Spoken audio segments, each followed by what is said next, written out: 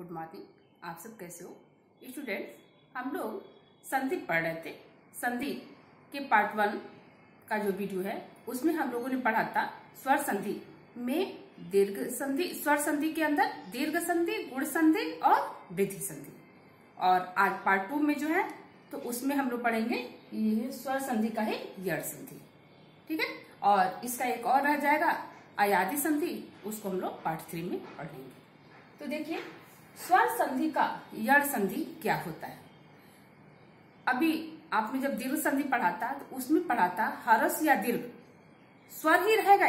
स्वर संधि का मतलब है कि दोनों स्वर मिलके ही स्वर ही बनेगा, आपका जो परिवर्तन होगा वो भी आपका स्वर का ही शब्द होगा। तो दीर्घ संधि में आप लोगों ने पढ़ा था कि हरस या दीर्घ का समान वर्ड हरस या दीर्घ आता है तो दीर्घ हो जाता था। और गुण संधि में क्या पढ़ा था?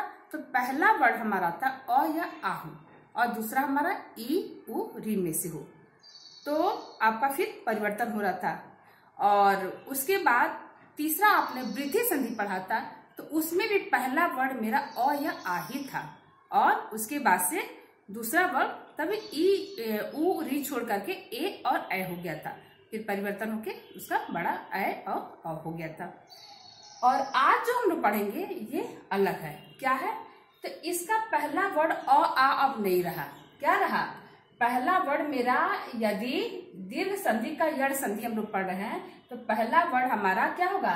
ई या ई हो, और उसके बाद अन्य स्वर मतलब कोई भी स्वर हो, अर्थात ई या ई नहीं होगा।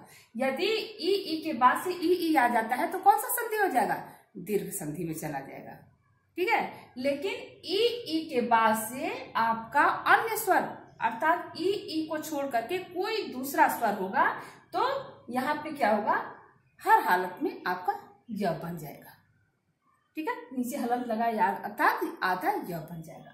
उसी तरह से दूसरा फिर उ के बाद से कोई अन्य स्वर हो तो वहां पे व बन जाएगा, आधा व बन जाएगा, हलंत लगा है। उसी तरह से री के बाद से कोई अन्य स्वर हो तो र बन जाएगा, आधा र, नीचे हलंत लगा हुआ है। अर्थात क्या समझ में आया आपको? यड़ संधि का आपका सूत्र है कि पहला वर्ड हमारा ई हो, उसके बाद कोई अन्य स्वर हो तो यह बनेगा। पहला वर्ड उ या उ हो, उसके बाद कोई भी अन्य स्वर हो तो वह बनेगा। और पहला वर्ड हमारा री हो, उसके बाद दूसरा हमारा कोई भी अन्य स्वर हो तो हर हालत में आपका र बनेगा। अब हम लोग इसको क्या कर समझेंगे? उदाहरण के द्वारा समझेंगे। देखिए पहला उदाहरण, तो अति धन अधिक। अति का ये क्या है? यहाँ से देखिए आप समझिए, ये अगर ई की मात्रा हम हटा देते हैं तो क्या बचा यहाँ पे? अ आधा त।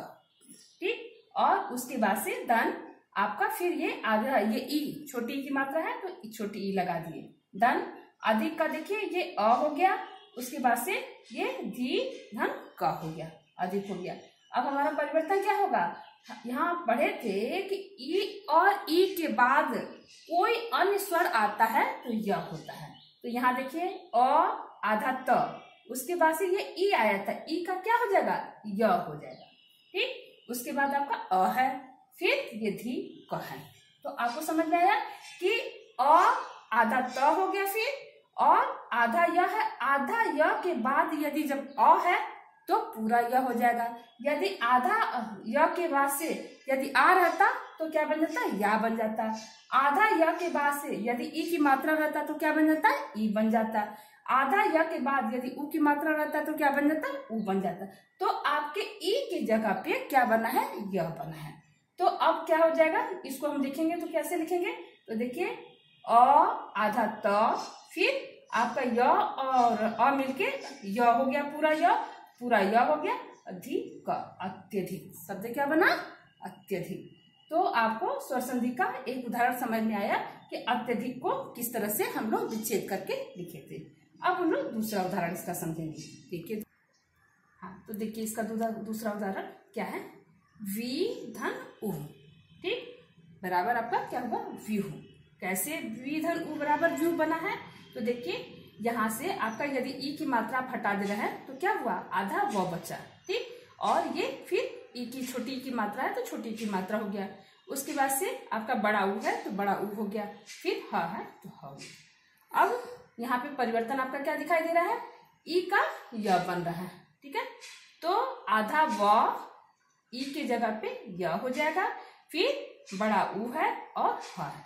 तो अब आधा व आधा य ऊ ह आपका हुआ।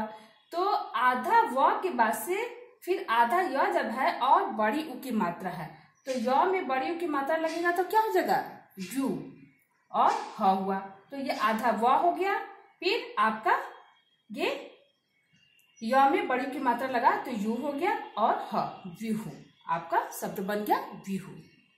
एक तीसरा उदाहरण देखिए, ये देखिए ये आपका ई के बाद से अनुस्वर, यहाँ पे ई के बाद से आपका क्या आया था, अ आया था। यहाँ ई के बाद से क्या आया है, बड़ी ऊ आया है। ई के बाद से आपका ऊ या अ से नहीं मतलब है, आपका छोटी ई या बड़ी हो उसके जगह पे य होगा। अब हम जो दूसरा उदाहरण समझेंगे वो ऊ के द्वारा समझेंगे। ऊ के बाद से कोई भी आपका स्वर आता है, ये देखिए ऊ के बाद से आ आया है, तो ऊ का क्या बनेगा, व बनेगा। अब देखिए तीसरा उदाहरण, गुरु धन आदेश बराबर गुरुवादेश। देखिए ये कैसे बना हुआ है।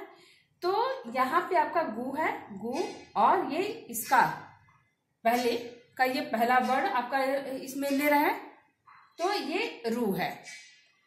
आप जो विच्छेद किए हैं गुरु में, तो इसका ये पहला इसको मानते हैं जो लास्ट वाला है, और इसमें आपका पहला सुर वाला मानते हैं।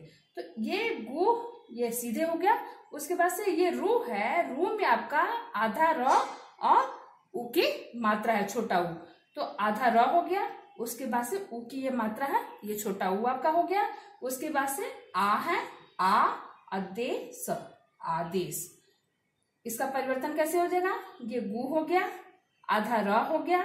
उसके बाद से ये ऊ की मात्रा है, तो ऊ के जगह पे क्या होगा, आधा व बनेगा। फिर ये आ है तो आ हो गया, धन देश।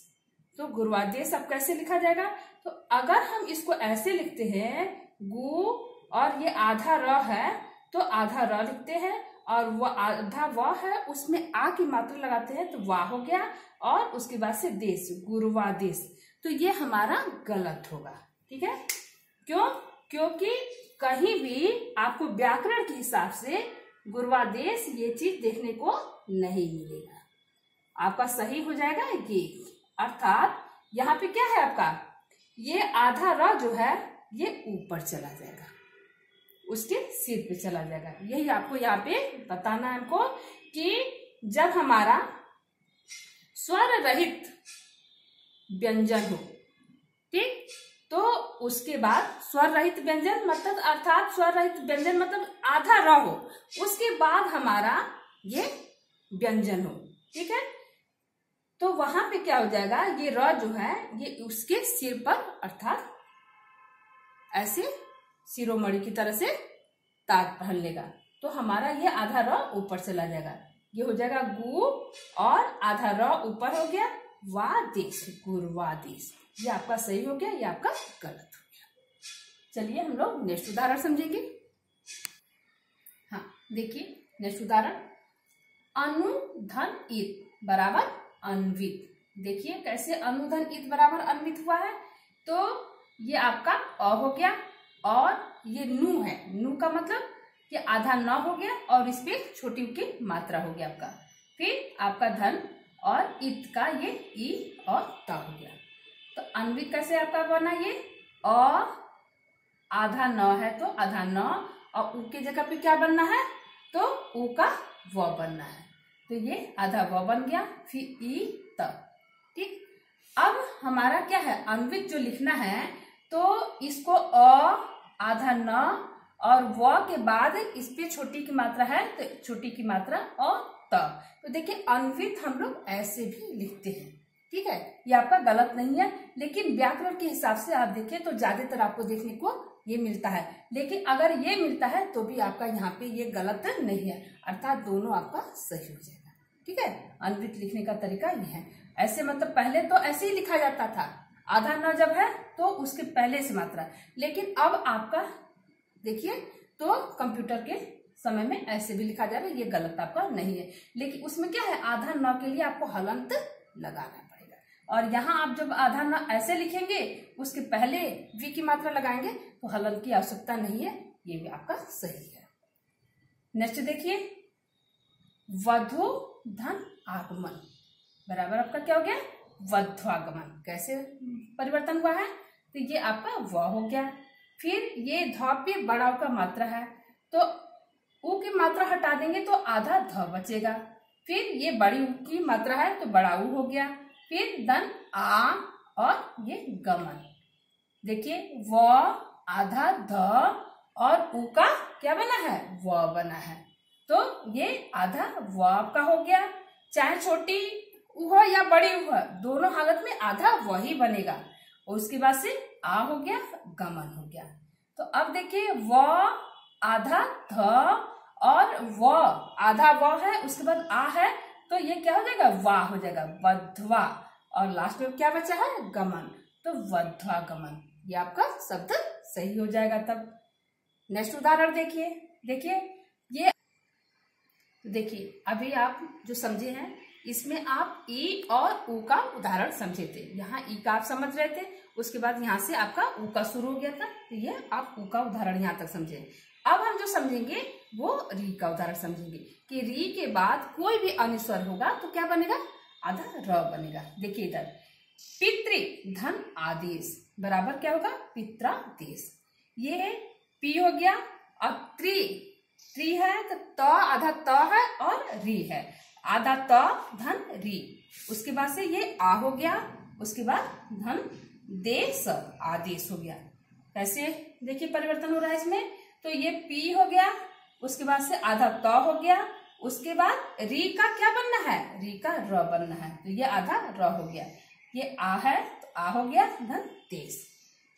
अब इसको जब हम लिखेंगे तो कैसे लिखेंगे, देखिए पी ये आधा त है तो आधा त हो गया, फिर आधा र और आ मिलके क्या बनेगा, रा बनेगा। उसके बाद देश है तो देश, उसमें पित्रादेश। लेकिन ये हमारा क्या है, ये हमारा गलत हो जाएगा।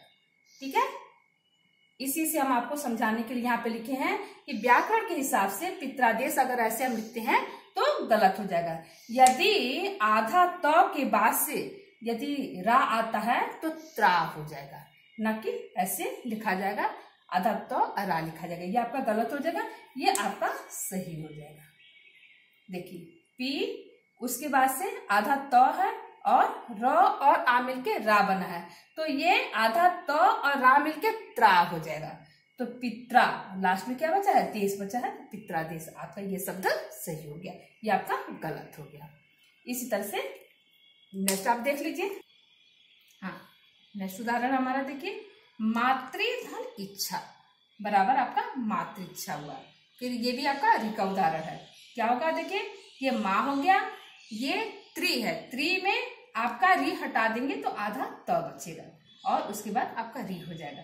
फिर छोटी ई है, फिर आधा च छा, इच्छा हो गया आपका। इसको देखिए कैसे परिवर्तन हो रहा है, ये माँ हो गया, ये आधा त है और री के जगह पे क्या होना है, री के जगह पे र होना है, तो ये आपका र हो गया, आधा र हो गया। फिर ई, छोटी ई है, छोटी ई धन आधा छ छा, इच्छा हो गया। इसको लिखेंगे तो अब कैसे होगा, माँ आधा त, उसके बाद से ये आधा र के बाद से ई होगा तो री की मात्रा हो जाएगा, तो माँ आधा त और र पे छोटी की मात्रा हो जाएगा, मातृ, उसके बाद से आधा च छा, मातृच्छा। ये हमारा शब्द फिर क्या हो जाएगा, गलत हो जाएगा। सही शब्द क्या होगा, तो मातृच्छा हो जाएगा। ठीक है, क्यों, क्योंकि आधा त के जैसे यहाँ आपको बताया था उसी तरह से ये भी है, आधा त के बाद से री अगर लिखते हैं, अगर हम ऐसे लिखेंगे तो ये गलत हो जाएगा। यहाँ पे क्या हो जाएगा, आधा त और री मिलके त्रि बन जाएगा, आधा त और र मिलके त्र बन जाएगा। तो यहाँ देखिए माँ आधा त और री मिलके क्या बन गया, त्रि बन गया है, और आधा च छा, मातृच्छा। ये आपका शब्द सही हो गया। तो स्टूडेंट्स, आपको यड़ संधि अच्छे से समझ में आ गया होगा कि यड़ संधि क्या है। और अब हमारा स्वर संधि का एक लास्ट बचा है क्या, अयादी संधि। उसको हम लोग स्वर संधि के पार्ट 3 में समझेंगे। पार्ट 1 में आपने 3 समझा। क्यों? क्योंकि वो लंबा वीडियो आपको बना के दिए थे और पार्ट 2 में आपको अच्छे से समझने के लिए वो एक दूसरे से वहां पे रिलेटेड था। तो इसको समझने के लिए आपको एक वीडियो छोटा से बना के दे दिए और अयादी संधि समझने के लिए एक और छोटा सा वीडियो आपको दे देंगे ताकि आपको स्वर संधि खूब अच्छे से समझ आ जाए। तो आज के टॉपिक हमारा यही समाप्त होता है। Thank you.